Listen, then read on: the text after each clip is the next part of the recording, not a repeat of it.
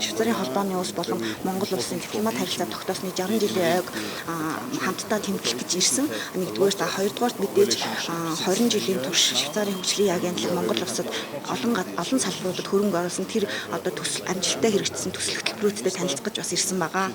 Яагаад бид нар 60 жилийн ойгоо тэмдэглэж байна гэхээр бид хоёр улс маань хоёулаа инх тайван найрамдал амар амгалангийн төлөө бат бэх ийм харилцааг бид нар олон жилийн турш эрхэмлэж ирсэн. Тийм учраас бид нар энэ харилцаагаараа дамжуулан цаашдаа Монголд олон салбарт бас хөрөнгө оруулж цаашдаа энэ салбаруудыг бас дэмжихэд бас тусалцаа дэмжлэг үзүүлэхээр байгаа. За бидний сүүлийн 20 жил бол бид нар хөдөө аж ахуй, газар тариалан, хүнсний аюулгүй байдал, боловсрол гээд олон салбаруудад бид нар хөрөнгө нийтдээ 260 гаруй сая швейцар франкийн хөрөнгө оруулалтыг 350 гаруй том болон жижиг төслүүдийг хэрэгжүүлсэн байгаа.